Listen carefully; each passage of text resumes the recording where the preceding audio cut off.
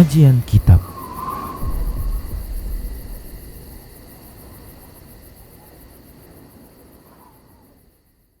Bismillah, assalamualaikum warahmatullahi wabarakatuh. Innal hamdalillah nahmaduhu wa nasta'inuhu wa nastaghfiruh wa na'udzu billahi min shururi anfusina wa min sayyiati a'malina. Man yahdihillah fala mudilla lah wa man yudlilhu fala hadiyalah. Wa asyhadu an la ilaha illallah wahdahu la syarika lah wa asyhadu anna Muhammadan abduhu wa rasuluhu sallallahu alaihi wasallam. Qala Allah tabaraka wa ta'ala, ya ayyuhalladzina amanu taqullaha haqqa tuqatih wa la tamutunna illa wa antum muslimun. Ya ayuhan nasu attaqu rabbakumul ladzi khalaqakum min nafsin wahidah wa khalaqa minha zawjaha wa bassa minhuma rijalan katsiran wa nisaa'a wattaqullaha alladzi tasaaluna bihi wal arham innallaha kana 'alaikum raqiba. Ya ayyuhalladzina amanu taqullaha wa qulu qawlan sadida yuslih lakum a'malakum wa yaghfir lakum dhunubakum wa man yuti'allaha wa rasulahu faqad faza fawzan 'azima, amma ba'd. Fa inna asdaqal hadisi kitabullah wa khairal huda huda Rasulillah sallallahu alaihi wasallam wa syarrul umuri muhdatsatuha wa kullu muhdatsatin bid'ah wa kullu bid'atin dhalalah wa kullu dhalalatin finnar. Para hamba Allah rahimani wa rahimakumullah, alhamdulillah kita bersyukur kepada Allah atas seluruh nikmat yang Allah berikan kepada kita. Selawat dan salam tak lupa kita ucapkan untuk Nabi kita Muhammad sallallahu alaihi wasallam. Semoga Allah Subhanahu wa taala memberikan taufik kepada kita agar kita bisa terus mengikuti petunjuk Rasulnya sampai Allah mewafatkan kita. Kita masih membahas tentang akidah tauhid dalam bab hal-hal yang bisa mengurangi tauhid. Di antaranya adalah bid'ah. Dan yang kita bahas ini masih tentang tawassul yang dilarang, yaitu tawassul yang bid'ah. Di antara tawassul tersebut adalah bertawassul dengan cara berdoa. Tawassul dengan cara berdoa kepada Allah Subhanahu wa taala dengan menyebutkan zat Nabi sallallahu alaihi wasallam atau kedudukan Nabi sallallahu alaihi wasallam atau kemuliaan Nabi sallallahu alaihi wasallam atau orang soleh, Ka'bah dan seterusnya yang memiliki keutamaan-keutamaan yang disebutkan dalam Islam. Yang seperti ini para muslim rahimani wa rahimakumullah tidak boleh dilakukan oleh seorang muslim. Berdoa kepada Allah Subhanahu wa taala dengan menyebutkan kedudukan zat, kemuliaan apa saja atau siapa saja memiliki keutamaan-keutamaan. Nah, para muslim rahimani wa rahimakumullah, alasannya dikarenakan tawassul adalah merupakan salah satu ibadah, dan ibadah tersebut para muslim rahimani wa rahimakumullah tidak akan diterima oleh Allah Subhanahu wa taala melainkan dengan petunjuk Rasulullah sallallahu alaihi wasallam. Dan hak Allah Subhanahu wa taala adalah ibadah. Dia tidak mau diibadahi dengan cara dan keinginan dari manusia, walaupun manusia itu memandangnya baik, memandang hal tersebut adalah baik. Lebih-lebih para muslim rahimani wa rahimakumullah, Nabi kita Muhammad sallallahu alaihi wasallam tidak pernah mengajarkan hal tersebut. Tidak ada satupun hadis yang sahih dari Nabi Shallallahu Alaihi Wasallam bahwasanya beliau mengajarkan hal tersebut. Begitu juga tidak pernah para sahabat radhiyallahu anhum ajma'in dalam satu riwayat pun mereka melakukan tawassul dalam doa mereka dengan cara demikian, yaitu menyebutkan kedudukan, menyebutkan kehormatan dan zat Nabi serta orang-orang yang soleh dan apa saja yang memiliki keutamaan. Bahkan begitu juga para ulama-ulama setelah mereka, para tabi'in, tabi'ut tabi'in, yang didapatkan kesepakatan dari seluruh para sahabat radhiyallahu anhum ajma'in dan para tabi'in bahwasanya tidak disyariatkan tawassul dengan model seperti itu. Ya. Demikian para muslim rahimani wa rahimakumullah. Nah, ini seperti yang disebutkan oleh Syekhul Islam Ibnu Taimiyah rahimahullahu taala dalam Majmu' Al-Fatawa, ya. Di juz yang pertama di halaman 202, demikian pula ya di juz yang ke-27 di halaman ke-83, 85 dan 133. Demikian para muslim rahimani wa rahimakumullah. Nah, sedikit kita mengulang bahwasanya Syekh Muhammad Asy-Syuqairi, seorang ulama yang berasal dari Mesir, ya. Beliau mengatakan tentang tawassul kepada Nabi Shallallahu Alaihi Wasallam dan wali, hukum tawassul dengan Nabi dan para wali. Demikian dalam kitab Al-Qaulul Jali fi hukmi tawassuli bin Nabi wal wali di halaman yang ke-55 beliau mengatakan at-tawassulu bihaqqin Nabi Shallallahu Alaihi Wasallam awil wali au bijahihi au barakatihi au bihaqqi qabrihi au qubbatihi wa hadha madmumun manhiyun anhu bila niza'. Bertawassul dengan haknya Nabi sallallahu alaihi wasallam dan para wali, atau dengan kedudukan Nabi atau wali, atau dengan keberkahan Nabi atau wali, atau dengan hak kuburan beliau atau kuburan kubah beliau, ini adalah tercela, terlarang tanpa ada perbedaan pendapat. Seperti itu. Baik para muslim rahimani wa rahimakumullah.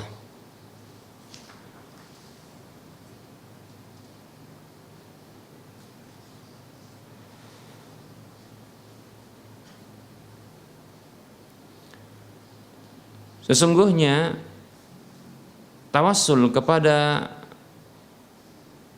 para nabi sallallahu alaihi wasallam adalah dengan mengimani mereka dan mentaati mereka.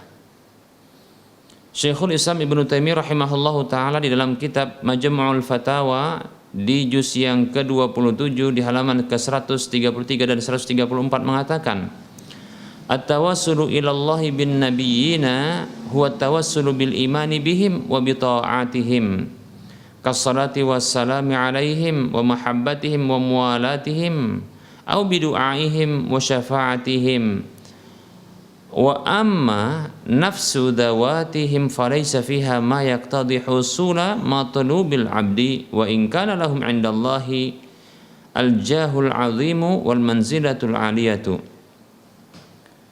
Ibnu Taimiyah rahimahullahu taala mengatakan bertawassul kepada Allah Subhanahu wa taala dengan nabi adalah dengan cara bertawassul dengan mengimani mereka dan mentaati mereka, seperti mengucapkan salawat dan salam untuk mereka, mencintai mereka, berloyalitas dengan mereka, mendoakan kebaikan untuk mereka, ya, dan mendoakan syafaat untuk mereka.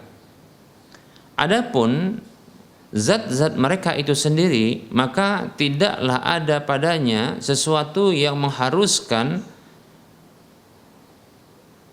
didapatnya sesuatu yang dituju oleh seorang hamba, walaupun di sisi Allah mereka memiliki kedudukan yang agung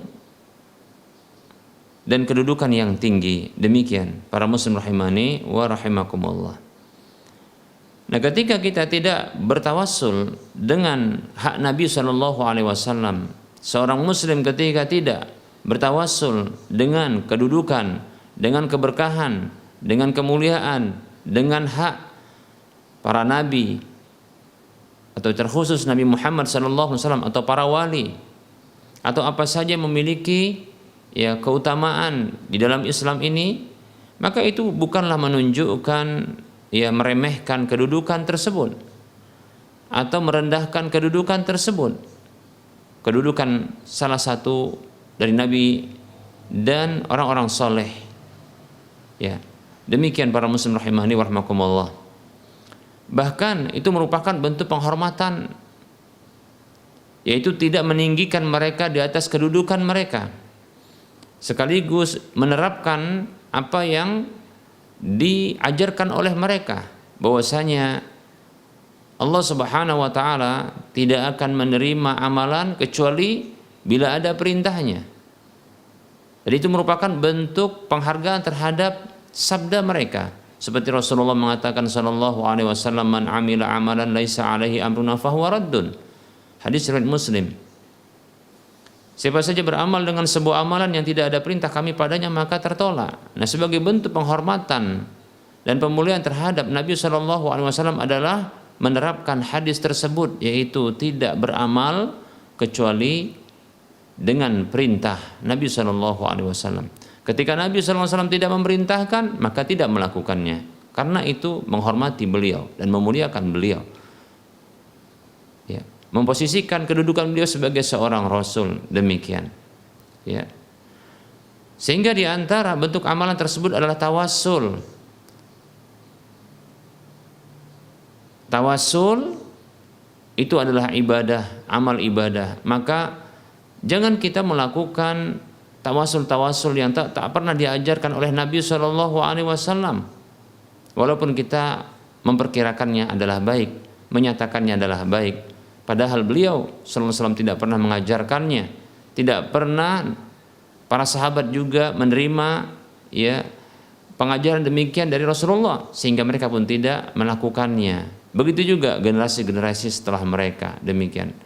Nah, sebagai bentuk penghormatan terhadap Nabi, memuliakan kedudukan Nabi, memposisikan hak Nabi sebagai seorang Rasul, maka tidak berdoa dengan tawassul kepada Allah dengan menyebutkan kedudukan, menyebutkan keberkahan, hak dan kehormatan, kemuliaan Nabi ataupun orang-orang soleh, para wali, demikian. Para muslim rahimani wa rahimakumullah.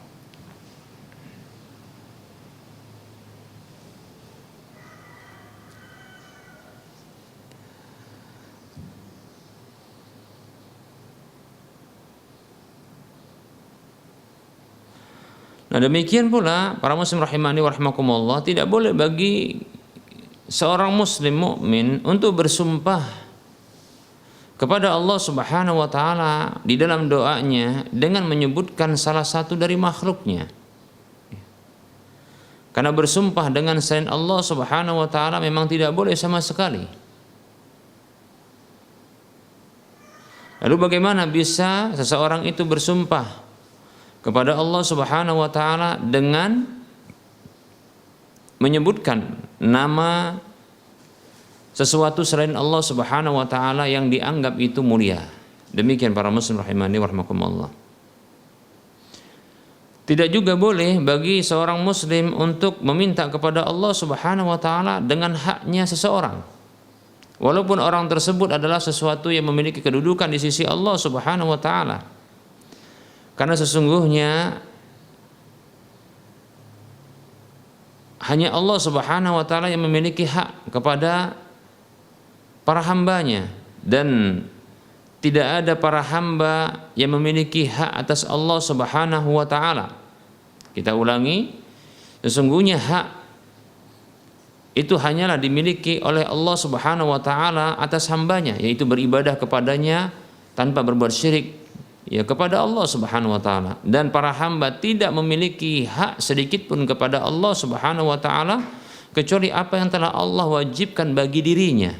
Allah sendiri mewajibkan bagi dirinya berupa menolong orang-orang beriman, tidak mengadab mereka, ya, yang ikhlas kepada Allah, yang tidak berbuat syirik kepada Allah Subhanahu wa taala, memberikan keteguhan dan kekuatan pengabulan doa bagi mereka. Demikian para muslim rahimani wa rahimakumullah.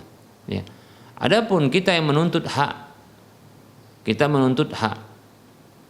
ya, atau kita meminta kepada Allah dengan hak seseorang tersebut, ya Allah, ya, tidak bisa kita paksakan, ya, kepada Allah bahwasanya sesuatu yang mulia itu memiliki hak di sisi Allah Subhanahu wa taala. Maka dengan hak itu dia paksa Allah untuk bisa mengabulkan doa. Tidak demikian. Ini merupakan bentuk tidak adab. Demikian para muslim rahimani wa rahimakumullah. Ya. Sebaliknya malah Allah memiliki hak kepada para hamba. Allah yang memiliki hak kepada para hamba. Adapun ya hamba, maka dia tidak memiliki hak-hak sedikit pun di sisi Allah Subhanahu wa taala kecuali apa yang telah Allah berikan, yang Allah tetapkan berupa pertolongan kepada kaum muslimin, ya, tidak mengadab mereka bagi siapa saja yang ikhlas dan bertauhid kepada Allah, tidak berbuat syirik kepada Allah, mengabulkan doa mereka, mengokohkan mereka, begitu, ya. Demikian para muslim rahimani wa rahimakumullah. Nah, hanya saja dibolehkan bagi seorang hamba untuk bertawassul kepada Allah Subhanahu wa taala dengan mencintai, ya, para nabi, para rasul, orang-orang saleh, ya, para wali, demikian. Maka yang seperti ini adalah tawassul yang dibolehkan. Demikian para muslim rahimani wa rahimakumullah. Ibnu Abil Izz Al-Hanafi rahimahullahu taala mengatakan di dalam kitab Aqidah Tahawiyah, dalam syarah Aqidah Tahawiyah di halaman yang ke-294 sampai 297. Kita nggak sebutkan semuanya. Beliau mengatakan wa ammal istisfa'u bin nabiy sallallahu alaihi wasallam wa ghairihi fid dunya ila Allah taala fid du'a'i fa fihi tafsilun. Adapun meminta syafaat kepada Nabi sallallahu alaihi wasallam dan kepada selain Nabi sallallahu alaihi wasallam di dunia itu kepada Allah, ya, dalam doanya, maka di sini ada rincian. Fa inna ad-da'iya taratan yaqulu bihaqqi nabiyyika aw bihaqqi fulanin yaqsimu 'ala Allahi yuqsimu 'ala Allahi bi ahadin min makhluqatihi fa hadha mahdhurun min wajhaini. Maka orang yang berdoa, ya, apabila dia mengucapkan seperti ini, kadang-kala dia bisa mengucapkan seperti ini dengan haknya nabimu atau dengan haknya salah satu dari hambamu, yaitu dia bersumpah kepada Allah Subhanahu wa taala dengan salah satu dari makhluknya, maka ini adalah terlarang, ya, dari dua sisi. Ahaduhuma, yang pertama, annahu aqsama bi ghairillahi, bahwasanya orang tersebut dia telah bersumpah dengan selain Allah Subhanahu wa taala, ya. Jadi ungkapan seperti itu dengan nabimu, ya, dengan hak nabimu, dengan hak salah satu dari hambamu, dia maksudkan bersumpah dengan salah satu dari makhluk Allah, maka ini merupakan bentuk bersumpah dengan selain Allah. Dan kata Nabi sallallahu alaihi wasallam, man halafa bi ghairillahi faqad asyraka au kafara. Siapa saja yang bersumpah dengan selain Allah, maka sungguh dia telah berbuat syirik atau berbuat kekufuran. Ini larangan yang pertama. Ini terlarang sebab ini, bersumpah dengan selain Allah Subhanahu wa taala. Wasani, yang kedua, i'tiqaduhu anna li ahadin 'ala Allahi haqqan. Yang kedua adalah dia berkeyakinan bahwasanya ada salah seorang dari makhluk yang memiliki hak atas Allah Subhanahu wa taala. Wala yajuzul halfu bi ghairillahi. Maka kita katakan kedua alasan ini bahaya. Pertama adalah tadi itu bentuk bersumpah kepada selain Allah, ya, bersumpah dengan selain Allah, dan tidak boleh bersumpah dengan selain Allah.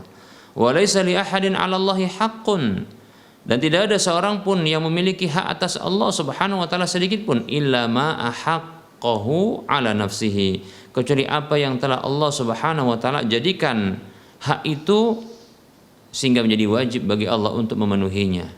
Tapi tidak ada hukum bagi Allah, hanya Allah menetapkan hak itu bagi dirinya, atas dirinya, agar diberikan kepada makhluknya. Wa haqquhum al-wajibu biwa'dihi huwa alla yu'adzibahum. Hak yang wajib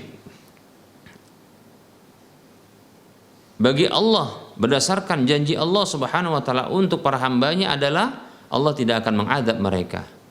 Ya. Allah tidak mengadab mereka bagi siapa saja yang tidak berbuat syirik kepadanya, demikian. Seperti dalam hadis yang Rasulullah sallallahu alaihi wasallam bersabda, "Haqqullahi 'alal 'ibadi ay ya'buduhu wa la yusyriku bihi syai'a."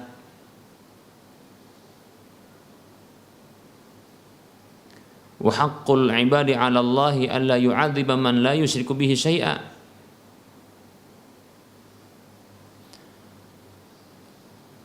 Hadis riwayat Bukhari Muslim, kata Nabi SAW, hak Allah atas hambanya adalah mereka beribadah kepada Allah Subhanahu wa ta'ala tanpa berbuat syirik sedikit pun kepadanya.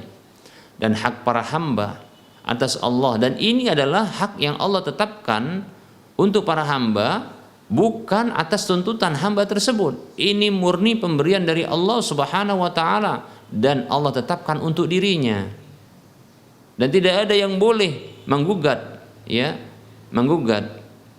menetapkan hak salah seorang dari makhluk ini di sisi Allah Subhanahu wa taala, bahwasanya punya hak atas Allah Subhanahu wa taala. Tidak boleh kita tetapkan seseorang dari makhluk ini memiliki hak di sisi Allah Subhanahu wa taala, padahal Allah tidak menetapkan hal tersebut. Demikian. Dan hak hamba atas Allah Subhanahu wa taala adalah dia tidak mengadab siapapun yang tidak berbuat syirik sedikit pun kepadanya. Demikian. Nah, itu yang menetapkan adalah Allah. Allah tidak akan mengadab mereka. Demikian. Wa tarku ta'dzibihim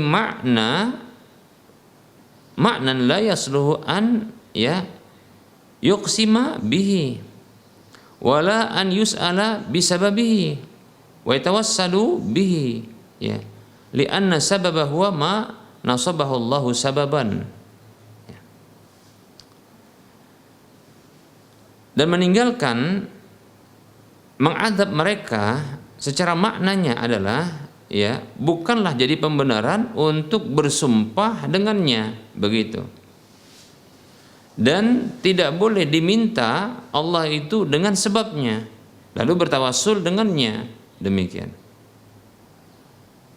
Karena sebab itu adalah Allah yang menjadikannya dia sebab.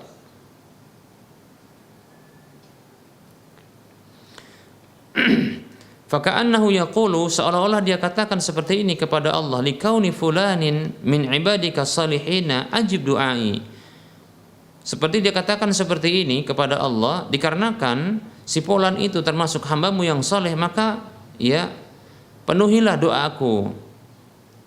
Wa ayyu munasabatin fi hada, wa ayyu mulazamatin, mana kecocokan atau konsekuensi dari hal ini? Wa inna ma hadza min i'tida'i fid du'ai, sesungguhnya ini merupakan bentuk pelanggaran dalam doa. Wa hadza wa nahwuhu minal ad'iyatil mubtada'ati, ini dan yang semisalnya dari doa-doa yang dikarang-karang. Walam yunqal 'anin nabi sallallahu alaihi wasallam wala anis sahabati radhiyallahu anhum ajma'in. Dan hal tersebut tidak pernah dinukilkan, diriwayatkan dari Nabi sallallahu alaihi wasallam, juga dari para sahabat, wala anit tabi'ina, demikian pula tidak juga dari para tabi'in, wala an ahadin minal a'immati radhiyallahu anhum ajma'in, dan tidak juga dari salah seorang para imam-imam kaum muslimin seperti Imam Abu Hanifah, Imam Malik, Imam Syafi'i, Imam Ahmad. Tidak pernah ada penukilan seperti itu.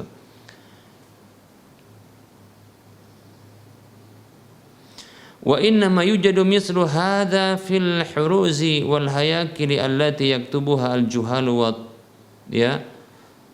turuqiyah. Baik, sesungguhnya hal yang seperti ini didapatkan di dinding-dinding, begitu juga di tempat-tempat yang ditulis oleh orang-orang yang bodoh dan orang-orang yang mereka ini suka khurafat. Demikian, yaitu ahli tarekat. Wa du'a'u min afdalil ibadat wal ibadatu mabnaha 'ala sunnati wal ittiba'i. Doa itu termasuk ibadah yang paling afdal, dan ibadah-ibadah itu dibangun di atas petunjuk Nabi sallallahu alaihi wasallam dan mengikuti Nabi sallallahu alaihi wasallam. Wala la 'alal hawa wal ibtida'i, bukan di atas hawa nafsu, keinginan pribadi atau karangan-karangan pribadi. Walihada qala Abu Hanifah wa sahibahu yukrahu an yaqula ad-da'i as'aluka bihaqqi fulanin aw bihaqqi anbiya'ika wa rusulika wa bi haqqil baitil harami wa masy'aril harami wa nahwi dzalika. Oleh karenanya Imam Abu Hanifah dan dua murid beliau mengatakan dibenci yang seperti ini, yaitu mengucapkan, seorang yang berdoa mengucapkan, aku meminta kepadamu dengan haknya si Fulan, atau dengan haknya nabi, para nabimu dan para rasulmu, atau dengan haknya Baitul Haram, atau dengan haknya Masy'aril Haram dan yang semisalnya demikian. Baik para muslim rahimani wa rahimakumullah.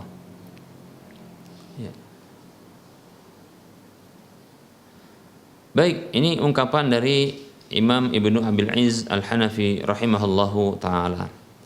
Nah, ketahui bahwasanya tidak ada dalil, satu dalil pun yang sahih dari Nabi SAW maupun dari para sahabat yang membolehkan tawasul yang terlarang ini, yang bid'ah ini, yang tak pernah diajarkan Nabi SAW, yang Nabi SAW pun tak ridho dengannya. Demikian. Sebahagian mereka berhujjah dengan hadis-hadis dan riwayat-riwayat yang di dalamnya terdapat motivasi untuk bertawasul dengan hak atau kedudukan Nabi, atau dengan hak serta kedudukan keberkahan selain Nabi. Akan tetapi semua hadis tersebut dan riwayat tersebut adalah palsu dan lemah hadisnya. Di antara hadisnya adalah yang bunyinya seperti ini: idza sa'altumullaha fas'aluhu bijahi fa inna jahi 'indallahi 'azim. Disebutkan dalam hadis itu begini bunyinya yang dijadikan dalil, apabila kalian meminta kepada Allah, maka mintalah kepadanya dengan kedudukanku, karena sesungguhnya kedudukanku di sisi Allah adalah begitu agung. Wa huwa haditsun mawdu'un lam yarid fi syai'in min kutubil muslimina allati yu'tamadu 'alaiha fi riwayatil hadis. Ini adalah hadis palsu. Tidak terdapat sedikit pun dari hal tersebut di dalam kitab-kitab kaum muslimin yang dijadikan pegangan dalam periwayatan hadis. Wa haditsu ukhra wa asaru wahiyatun au mawdu'atun. Demikian pula hadis-hadis yang lain dan riwayat-riwayat yang lain yang palsu, demikian lemah dan palsu. Silakan dilihat di dalam kitab Asy-Syirku wa Madzahiruhu lil Maili Al-Jazairi, demikian dan seterusnya. Begitu juga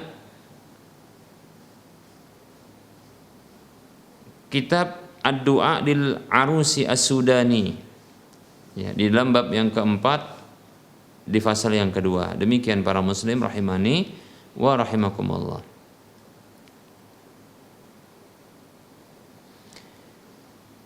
Baik, begitu juga tawasul dengan haknya orang yang meminta, atau dengan haknya orang yang berjalan ke masjid. Ini merupakan hadis dhaif, demikian.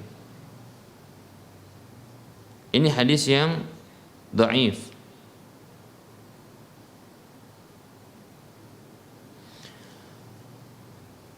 Hak berjalan ke masjid adalah mendapatkan pahala dari Allah Subhanahu wa taala.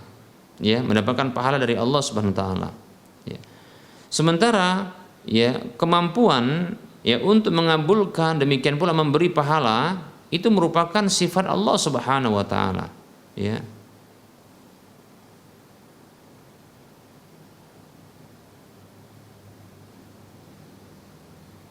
Maka kalau bertawassul dengan hal seperti ini, maka ini dibolehkan, yaitu dengan sifat.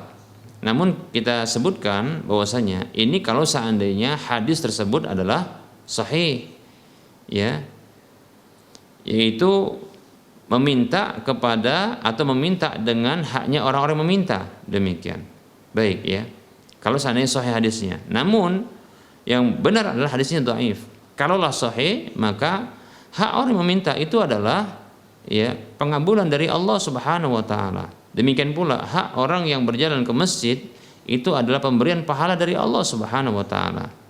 Maka ini merupakan, kalau seandainya ya ini merupakan hadis yang sahih dan dibolehkan untuk bertawasul dengan hal tersebut, itu sesungguhnya kembali tawasul itu dengan sifat Allah Subhanahu wa taala. Karena ya mengabulkan doa, memberikan pahala itu merupakan ya perbuatan Allah, demikian pula sifat dari Allah Subhanahu wa taala. Maka ini termasuk tawasul yang disyariatkan kalaulah memang demikian benarnya. Ya. Baik para muslim rahimani wa rahimakumullah. Nah, sebahagian kaum muslimin yang membolehkan bertawasul dengan kedudukan Nabi sallallahu alaihi wasallam, ya. Begitu juga bertawasul dengan orang-orang soleh. Mereka berhujjah dengan sebagian hadis yang sahih, akan tetapi hadis tersebut tidaklah jelas di dalam ya menegaskan pendapat tentang kebolehan tawasul tersebut. Ya.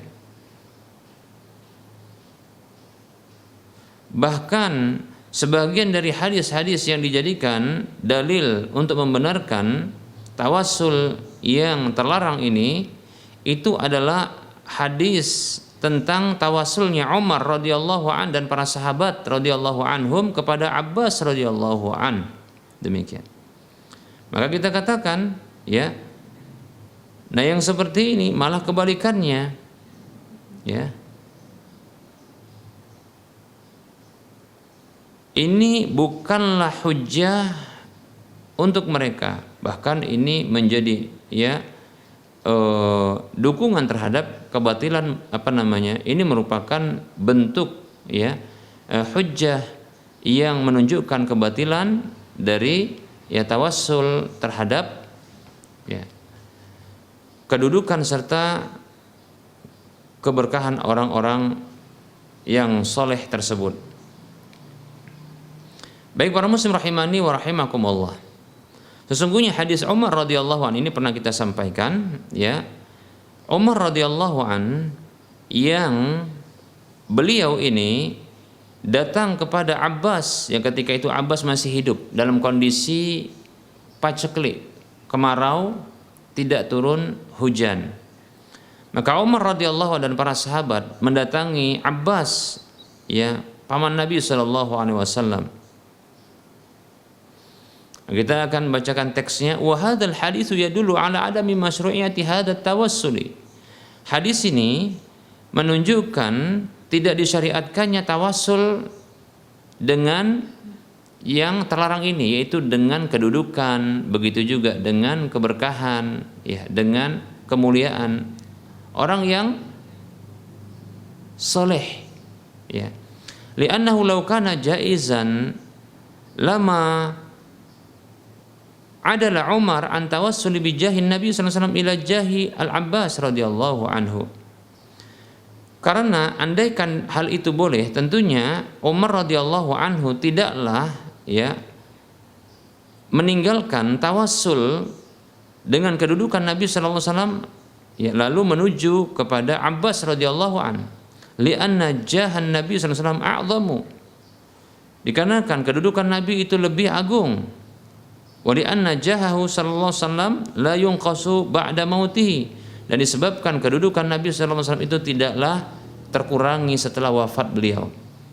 Wa qad nassa Umar radhiyallahu anhu fi du'ahi 'ala al-'uduli an tawassuli bil fadili ila al-mafduli. Ya, sungguh Umar menyebutkan dalam doanya ya bahwa dia berpaling dari tawassul kepada dengan ya tawasul dengan yang lebih mulia kepada yang kurang mulia, ya. Ini disebutkan oleh Umar ya bahwasanya ya Allah ya Allah kami dahulu datang kepada Nabi sallallahu alaihi wasallam untuk bertawasul kepada beliau, dan sekarang kami datang kepada Abbas radhiyallahu an, paman Nabi. Demikian, seperti itu. Begitu ucapannya. Fadalla qat'an ala anna tawassula bil fadli wa huwa an-nabiy sallallahu alaihi wasallam ba'da wafatihi ghairu mumkinin. Ini menunjukkan secara pasti bahwasanya tawassul dengan orang yang mulia, yaitu Nabi sallallahu alaihi wasallam setelah wafat beliau, itu tidak mungkin. La bidu'ai, tidak juga dengan doanya, li wafatihi sallallahu alaihi wasallam, karena beliau telah wafat. Wala bi dzatihi au haqqihi au jahihi, ya. Tidak juga dengan zatnya atau haknya atau kedudukannya, li tahrimiha, karena beliau melarangnya, karena beliau mengharamkannya. Demikian. Wa man dhanna anna jahan Nabi sallallahu alaihi wasallam wa makanatahu wa qadrahu qad naqasa ba'da wafatihi sallallahu alaihi wasallam. Ya. Wa anna Umar was sahabata radhiyallahu anhum ajma'in inna ma adalu ila al-Abbas min ajli dzalika faqad akhta'a khata'an fahishan. Ya. Yajibu alaihi an yatuba minhu. Nah, siapa saja yang menyangka bahwasanya kedudukan Nabi sallallahu alaihi wasallam, ya, kemuliaan Nabi sallallahu alaihi wasallam itu berkurang setelah wafat Nabi sallallahu alaihi wasallam, sementara Umar dan para sahabat radhiyallahu anhum ajma'in sesungguhnya mereka, ya, berpaling menuju Abbas karena hal tersebut, maksudnya ditinggalkan Nabi, ya, para sahabat Umar dan para sahabat itu bertawassul dengan Abbas bukan kepada Nabi, ya. Itu dikarenakan berkurang kedudukan Nabi, maka keyakinan dan dugaan seperti ini, faqad akhta khata'an fahishan, ini merupakan kesalahan yang buruk dan jelek, wajib baginya untuk bertobat seperti itu. Baik para muslim rahimani wa rahimakumullah. Nah, kita lihat, ya, Umar yang beliau dan para sahabat lainnya dalam kondisi paceklik atau kondisi kemarau panjang, di mana Umar mendatangi dan para sahabat mendatangi Abbas paman Nabi yang ketika itu hidup, ya, untuk meminta doa kepada paman Nabi ini menunjukkan bahwasanya tidaklah disyariatkan untuk berdoa dengan menyebutkan kedudukan Nabi, keberkahan Nabi, hak Nabi, kemuliaan Nabi, seperti itu. Nah, kalaulah para muslim rahimani rahimakumullah itu dibenarkan, maka untuk apa Umar dan para sahabat datang kepada Abbas yang ketika itu masih hidup?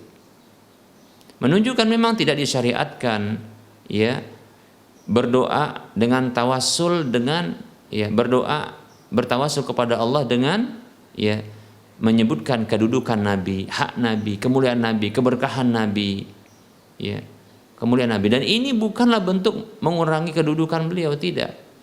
Ya, karena kita meyakini bahwasanya hak Nabi, kedudukan Nabi, keberkahan Nabi itu tidak berkurang setelah wafatnya Nabi. Hanya saja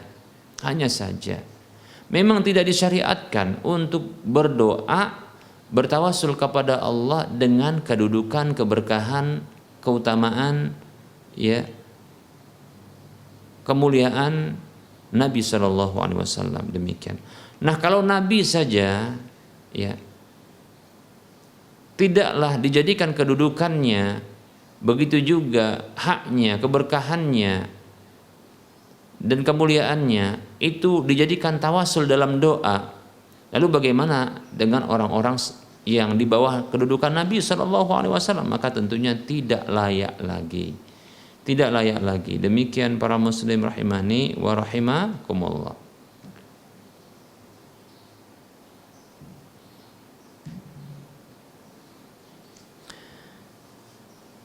Baik, ya, kita sebutkan ungkapan, ya, Imam Al-Barkawi Al-Hanafi dalam kitab Ziyaratul Qubur di halaman ke-47 dan 48. Wal maqsudu anna syaitana yaltifu kaidahu lil insani bitahsini du'ai lahu 'indal qabri wa ja'alahu arjaha minhu fi baitihi wa masjidihi wa awqatil ashari.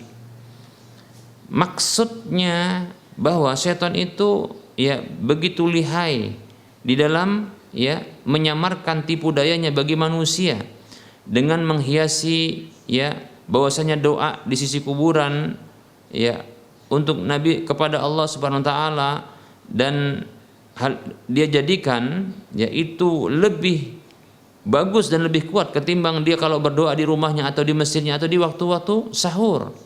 Fa idza qarrara dzalika 'indahu naqalahu darajatan ukhra min ad-du'a 'indahu ila du'ai bi sahibil qabri wal iksami 'ala Allah taala bihi. Nah, apabila hal itu telah ditetapkan ya di sisi orang tersebut, manusia itu, maka syaitan itu akan memindahkan, mengarahkan dia kepada ya tahapan yang lain dari doa itu, ya, yaitu di sisinya dia berdoa, kemudian ya ke arah doa ya dengan doa dengan menyebutkan kedudukan dari penghuni kubur tersebut dan bersumpah kepada Allah dengannya. Wa hadza a'dhamu min alladhi qablahu. Ini merupakan ya lebih besar larangannya ketimbang sebelumnya. Fa inna sya'nahu ta'ala a'dhamu min an yuqsama alaihi aw yus'ala bi ahadin min khalqihi. Karena kedudukan Allah Ta'ala itu lebih agung ya ketimbang dia diarahkan sumpah itu dengan menyebutkan nama makhluknya, atau ya dia dimintai dengan menyebutkan salah satu dari makhluknya. Fa idza qarrara asy-syaitanu 'indahu anna al-iqsama 'ala Allah Ta'ala bihi wa du'a bihi ablagh fi ta'zimihi wa ihtiramihi wa anjah fi qada'i hajatihi naqalahu darajatan ukhra ila du'aihi nafsahu min dunillahi ta'ala wan nadri lahu.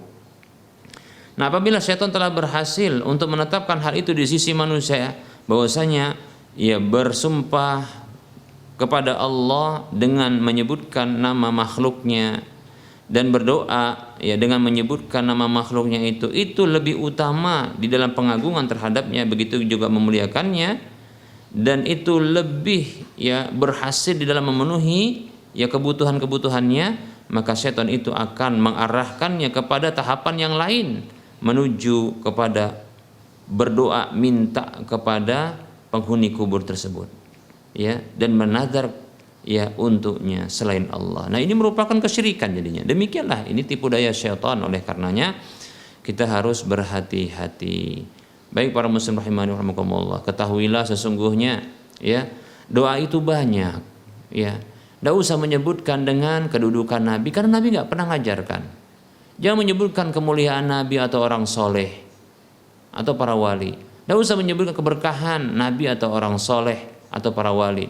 Tidak perlu menyebutkan tentang hak, kedudukan, keberkahan, kemuliaan ya Nabi atau para nabi, orang soleh atau para orang soleh atau para wali. Demikian tidak perlu, karena Nabi tidak pernah mengajarkan hal tersebut.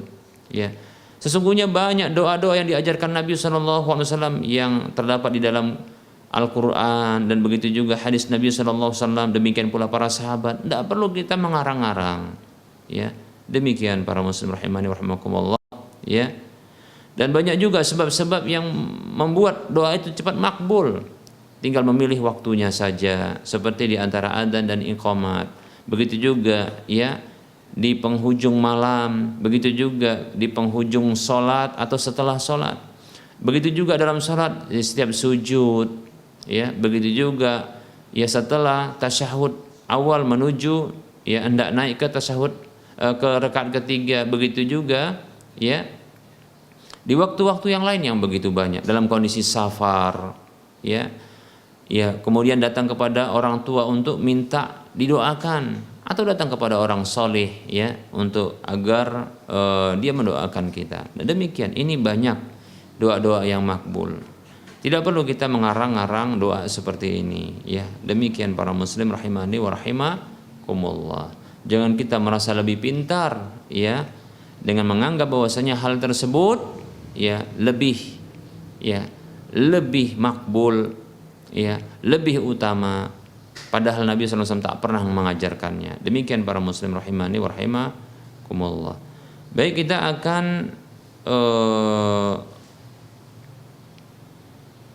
lanjutkan. Kita cukupkan terlebih dahulu materinya dan kita akan lanjutkan dengan sesi soal jawab ya. Pertanyaan pertama pada pertemuan kali ini, Assalamualaikum warahmatullahi wabarakatuh. Ustadz, saya mau bertanya, saya jual pakaian wanita tapi sistemnya PO, pre-order gitu kali ya.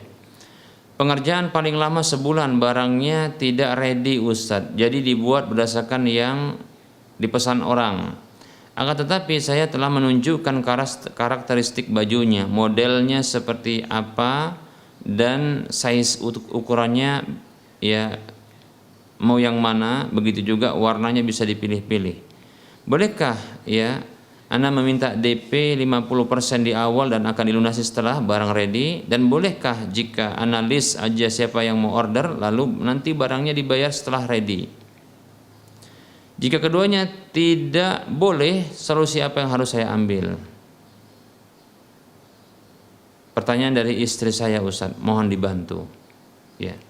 Jazakallahu khairan. Wa fiik barakallah. Jazakallahu khairan wa barakallahu fiik.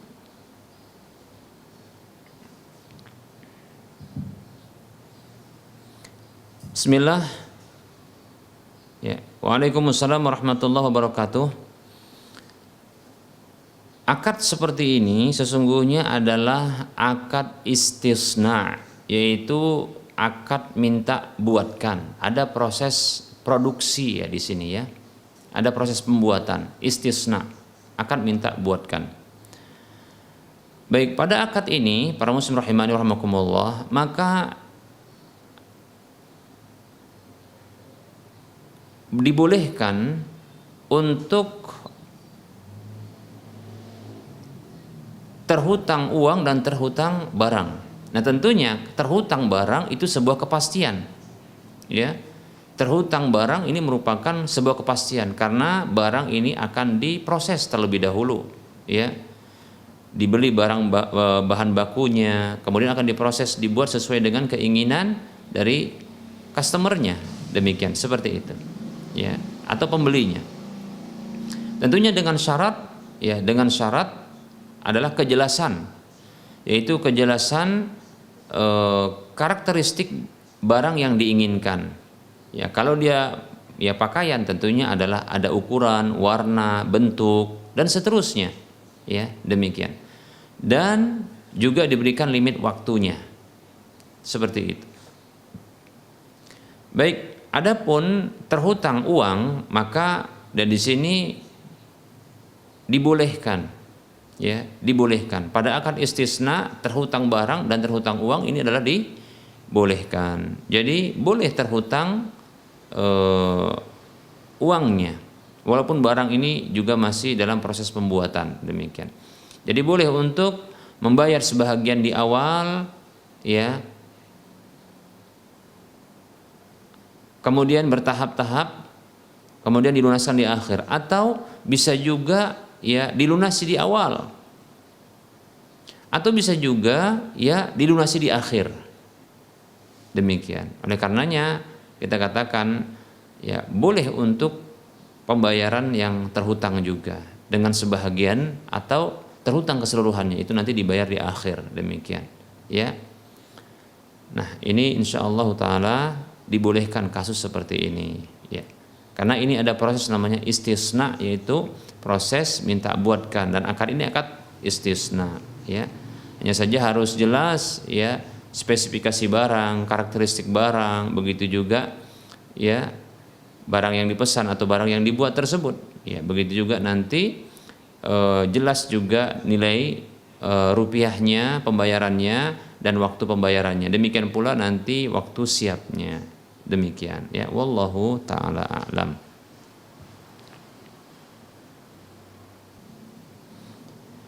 Ada pertanyaan yang berikutnya. Bismillah, maaf Ustaz, izin bertanya. Saya dan orang tua akan mengontrak rumah seharga 7 juta per tahun. Kesepakatan kami, orang tua bayar 2 juta, yang 5 juta saya yang bayar. Qadarullah, uang 5 juta saya belum ada, tapi yang 2 juta sudah dititip bayar ke pemilik rumah. Pertanyaannya, apakah boleh yang 5 juta itu saya dibayarkan teman dengan akad dia yang sewa, dia yang nyewakan rumah, dan saya bayar ke teman saya dengan kesepakatan uang itu dinaikkan dalam hal angsuran, apakah termasuk riba? Jazakumullahu khairan.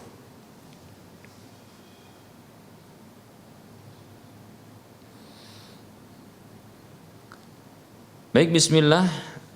Saya condong yang seperti ini adalah bentuk hutang. Ya. Saya condong yang seperti ini adalah bentuk hutang. Ya. Saya condong seperti inilah bentuk hutang. Ya. Namun jika mau, maka ya teman tersebut menyewa terlebih dahulu ya keseluruhan dari rumah, ya. Kemudian setelah itu, ya, dia boleh menyewakan hal itu kepada orang lain dengan harga yang lebih tinggi. Tapi tentunya, ya, sebaiknya dengan izin dari pemilik rumah, seperti itu. Ya, izin pemilik rumah.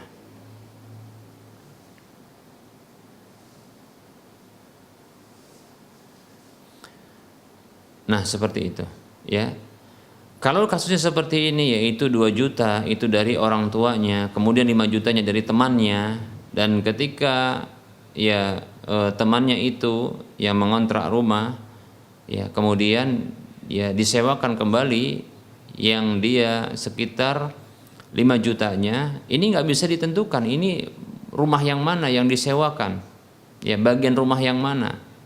Ini menunjukkan mirip dengan hutang sesungguhnya. Beda halnya bila sesungguhnya disewa adalah keseluruhan dari rumah tersebut tanpa adanya 2 juta. 7 jutanya semuanya dari teman tersebut, dia yang menyewanya.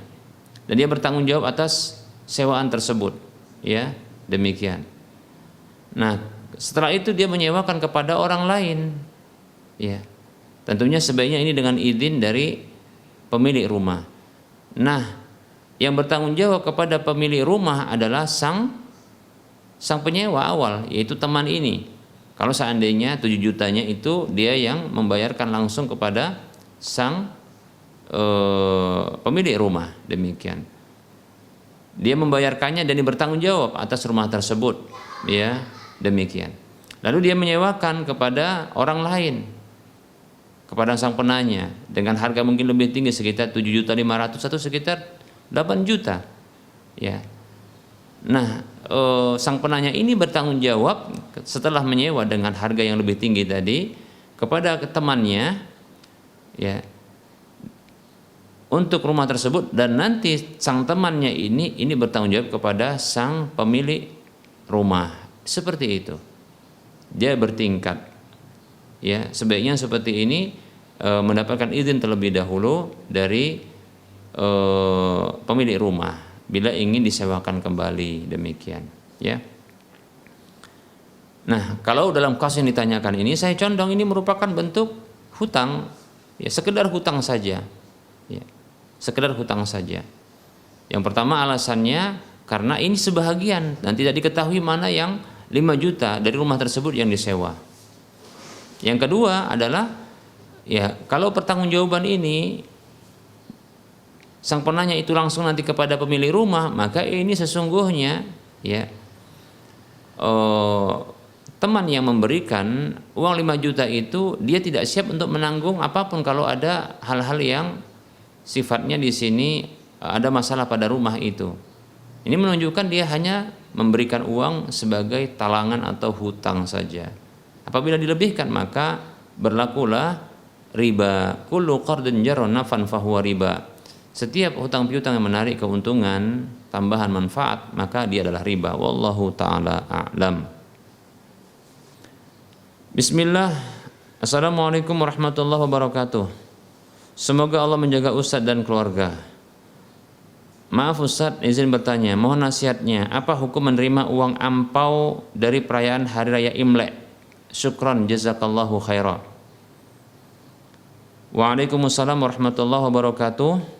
Dan semoga Allah juga menjaga antum serta keluarga di mana saja berada dan memberikan kebaikan selalu kepada antum dan keluarga di mana saja berada.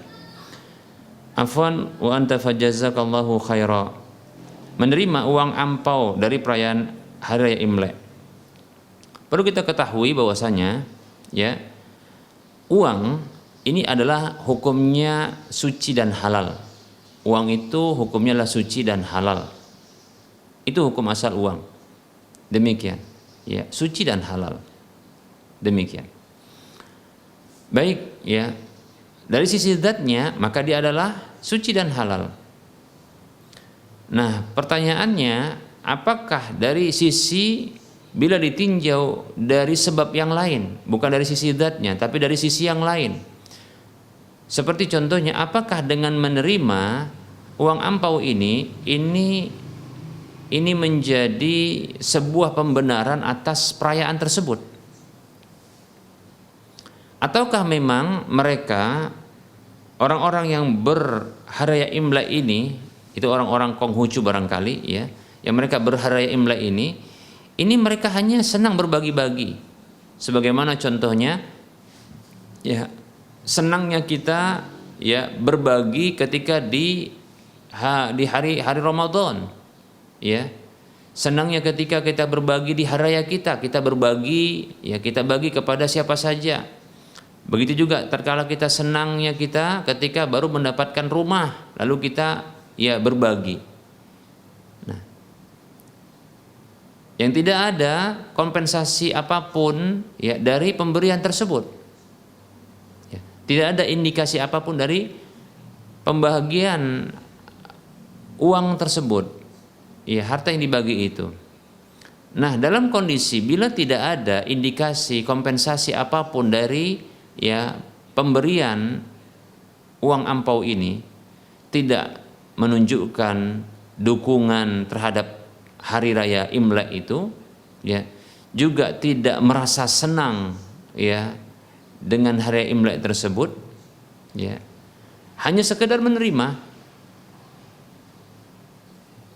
maka yang seperti ini tentunya boleh untuk menerimanya, karena hukum asal dari uang itu adalah suci dan halal, demikian, dan itu adalah uang mereka yang dibagikan, ya, kepada siapa saja yang mau menerimanya. Namun kondisi yang kedua atau rincian kedua, apabila uang ampau yang dibagi-bagi ini ternyata dibagikan kepada kaum muslimin ya untuk mengetahui sejauh mana kaum muslimin ini terlibat dalam acara mereka, dan itu dianggap sebagai bentuk dukungan terhadap perayaan hari raya Imlek mereka, ya, sebagai bentuk pengakuan terhadap hari raya Imlek mereka, maka tidak boleh untuk ya menerima pemberian tersebut. Disamakan dengan hal ini, yang tidak boleh juga adalah ketika kaum muslimin menyengaja di hari Imlek itu mereka minta ya uang ampau ini, seolah-olah ya ini ada bentuk pembenaran dan dukungan, bentuk pengakuan terhadap hari raya tersebut. Ya. Wallahu ta'ala alam. Ditambah lagi meminta-minta ini merupakan perkara yang terlarang. Ya. La yazalu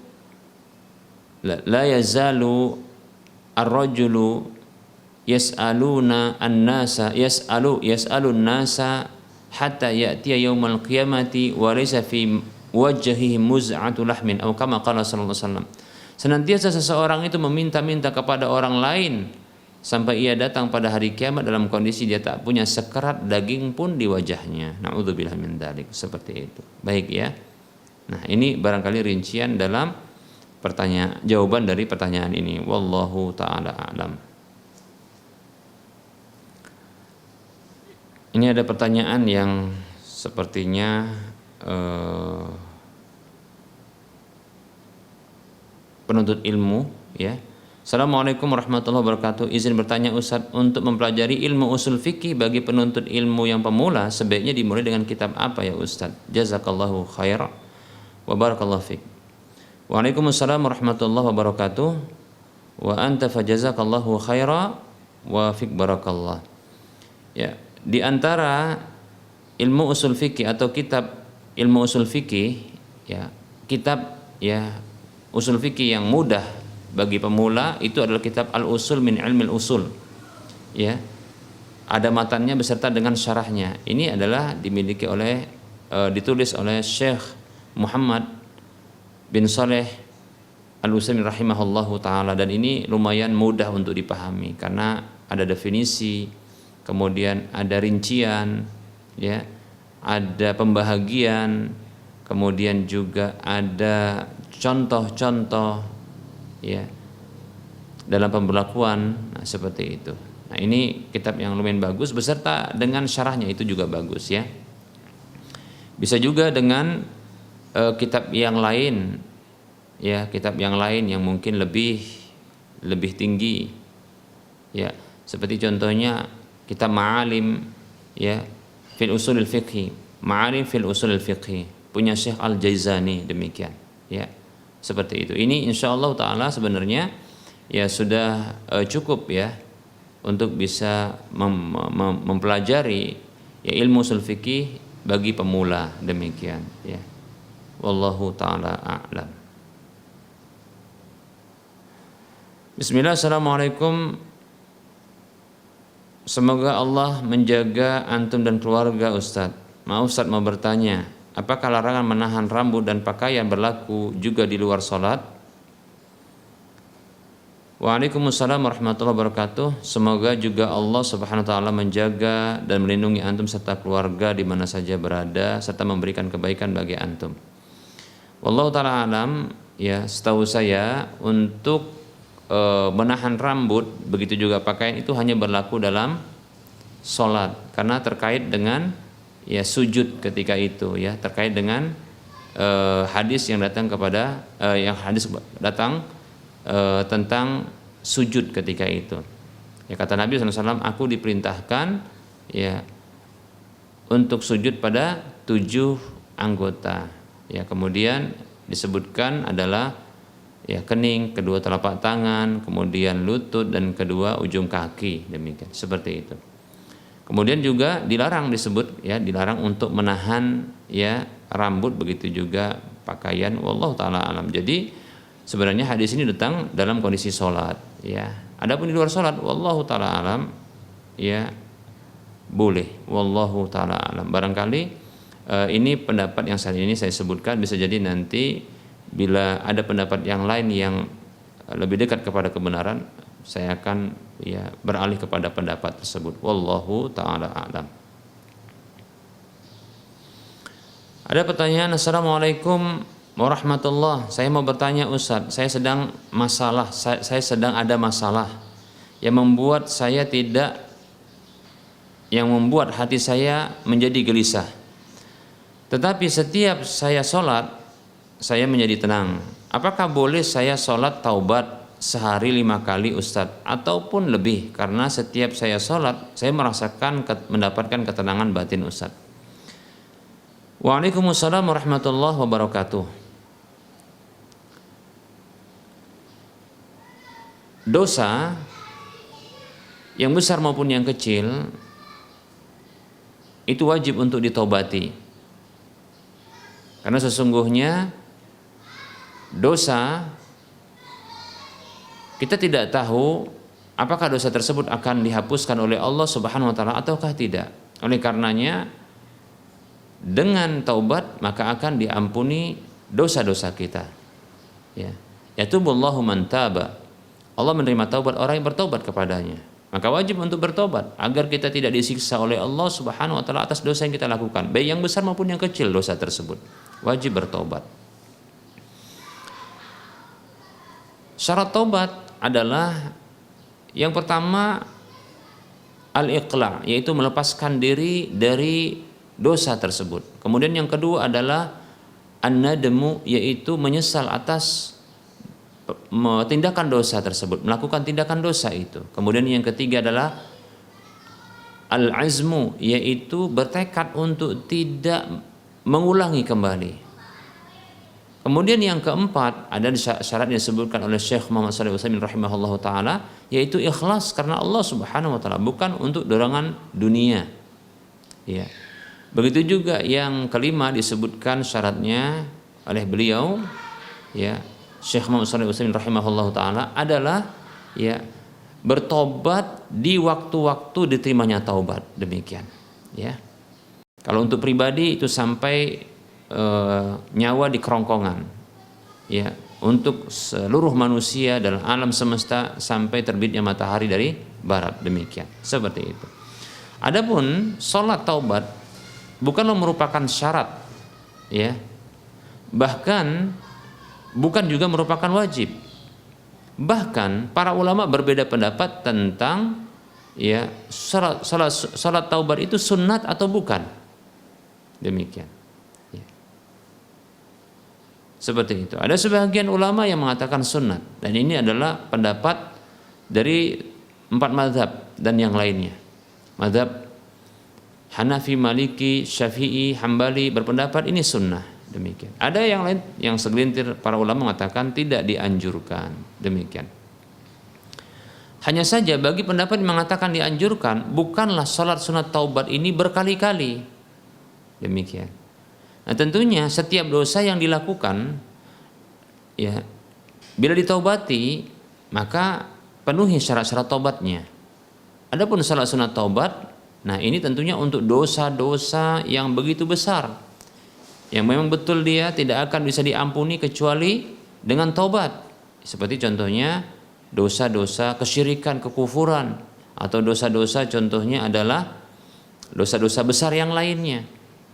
Maka dengan salat sunat taubat menurut ulama yang menyatakan itu sunnah, demikian. Seperti itu para muslim rahimani wa rahimakumullah, ya. Jadi para muslim rahimani wa rahimakumullah, ya, tidak ada syariat untuk melakukan sholat ketika taubat untuk satu kesalahan. Namun ketika sholat itu merasakan tenang, lantas ingin mengulangi sholat kembali sholat sunat taubat, ini kekeliruan tentunya, ya. Seperti itu. Cukup dengan sekali sunat taubat saja, sholat sunat taubat, dan berikutnya adalah silahkan lakukan sholat sunat yang lainnya, ya. Seperti ketika tahiyatul masjid, masuk masjid tahiyatul masjid, setelah wudu maka sholat sunat wudu, ya, begitu. Begitu juga ketika sholat fardu maka diiringi dengan sholat sebelum dan setelahnya, demikian. Seperti itu. Dan itu merupakan kebaikan dan penghapus dosa. Karena seluruh kebaikan insyaallah ta'ala bisa menghapuskan dosa. Innal hasanati yudhibnas sayyi'at. Sesungguhnya kebaikan-kebaikan itu menghapuskan kesalahan-kesalahan dan dosa-dosa, demikian. Semoga bermanfaat. Wassallallahu ala Muhammad wa ala alihi wa ashabihi ajma'in. Tentunya dalam penyampaian ini banyak kesalahan dan kekurangan. Kebenaran itu datang dari Allah Subhanahu wa taala. Maka ambillah kekurangan kesalahan itu datang dari saya pribadi dan bisikan syaitan. Kepada Allah saya mohon ampun, dan kepada para hadirin, para pemirsa dan para pendengar sekalian saya mohon maaf. Wassallallahu ala Muhammad wa ala alihi wa ashabihi ajma'in. Subhanakallahumma wa bihamdika asyhadu an la ilaha illa anta astaghfiruka wa atubu ilaika walhamdulillahi rabbil alamin. Wassalamualaikum warahmatullahi wabarakatuh.